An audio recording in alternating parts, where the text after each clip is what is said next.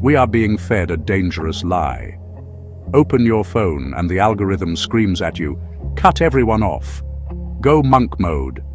Be a lone wolf. They sell you the idea that the path to success is a solitary confinement cell.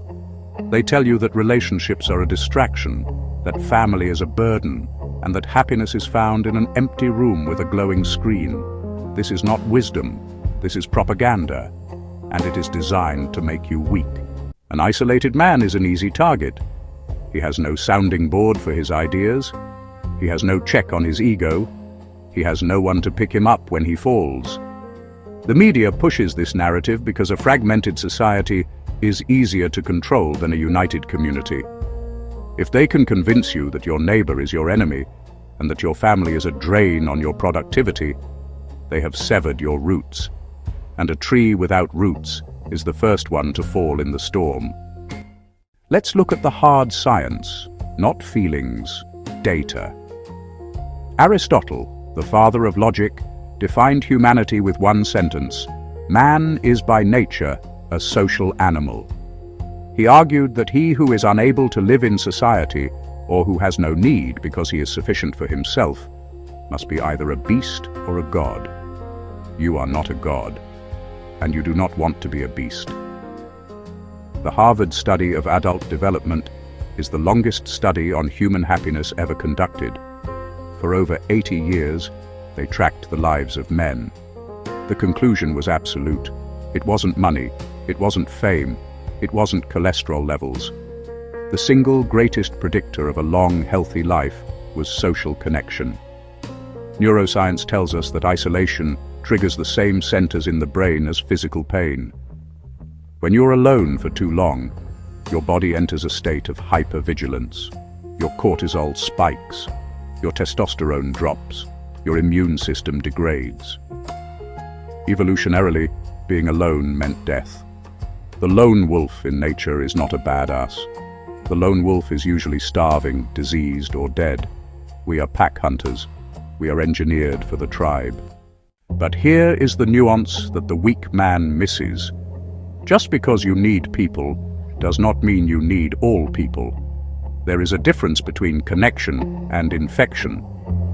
Jim Rohn famously said, "You are the average of the 5 people you spend the most time with."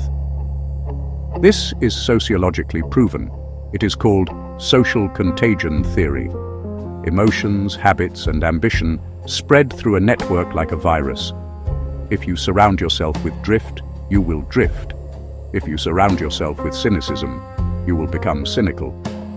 There are people who are energy vampires. They are leeches of the spirit. They view your ambition as an insult to their mediocrity. You must be ruthless in your curation. Seneca, the Stoic, warned us, associate with people who are likely to improve you. This is not cruelty.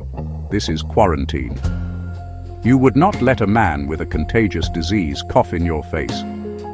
Why do you let a man with a contagious mindset whisper in your ear? You need iron. Iron sharpens iron. You need men who are smarter than you, stronger than you, men who challenge your logic. And then, there is the greatest lie of them all, the lie that the bachelor life is the peak of existence. They tell you that a family will slow you down. They tell you that children are a cost. Scientifically and philosophically, this is the definition of failure. Biologist Richard Dawkins in The Selfish Gene explains that you are merely a vessel for your genetics. You are the result of an unbroken chain of survivors stretching back 4 billion years. If you choose to be the end of that line because you wanted to save money or have more free time, you are an evolutionary cul-de-sac. You are a dead end. Psychologist Erik Erikson identified the stages of male development. He argued that in adulthood, a man faces a choice: generativity versus stagnation. Generativity is the need to create things that outlast you, specifically the next generation. Men who fail to do this do not become free. They become stagnant. They become bitter. Edmund Burke, the philosopher, defined true society not as a gathering of people currently alive, but as a partnership between those who are living, those who are dead, and those who are to be born.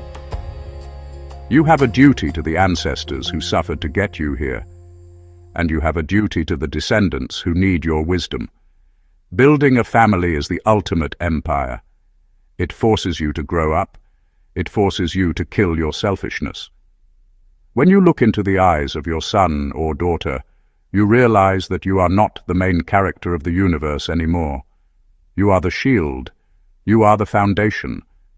That weight, that responsibility, is what turns a boy into a king. Now, do not confuse social connection with loose lips. There is a vital distinction between being connected and being loud. You need a tribe, you need a council, but you must practice strategic silence. The 48 laws of power, law 4, always say less than necessary. When you are working on a plan, a new business, a conquest, a move, you keep your mouth shut to the outside world. New York University psychology research calls this identity substitution. When you announce your goals to everyone, your brain releases a premature hit of dopamine. You feel like you've already achieved it just by talking about it. And then you lose the drive to actually do the work. Locking in is different from locking yourself out. You can work in silence while still being deeply connected to your trusted circle. Share your results with the world. Share your plans only with the council. The public gets the finished product, the brotherhood gets the blueprint. So, reject the modern narrative of isolation. It is a trap designed to keep you weak, anxious, and easy to control. Go find your tribe. If you cannot find one, build one.